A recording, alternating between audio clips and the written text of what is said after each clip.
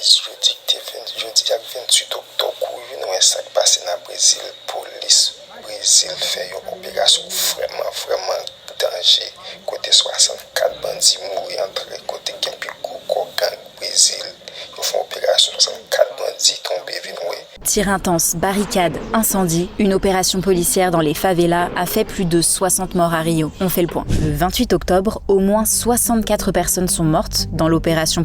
Haïti, c'est vraiment un gouvernement qui bataille pour nous, c'est une bataille pour bien libérer le pays. Ça, c'est une petite race bataille puis on fait le même genre tout. On pense bien, mes amis, on pense bien, guys. Quittez mon port dans le commentaire. Quittez l'idée port.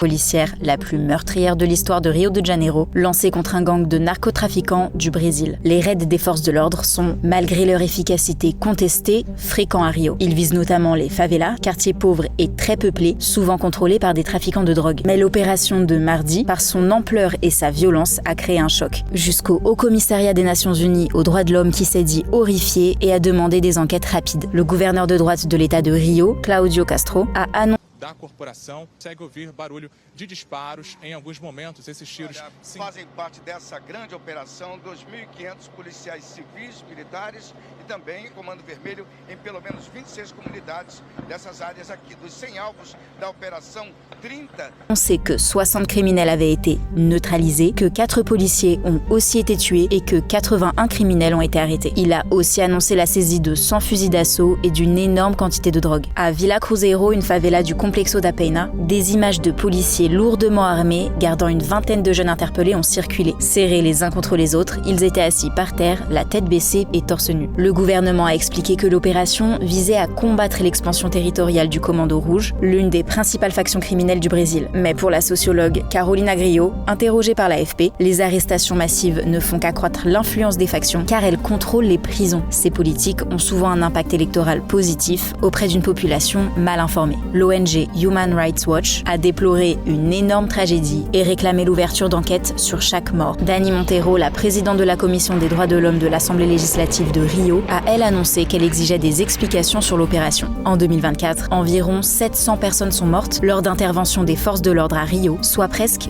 2 par jour.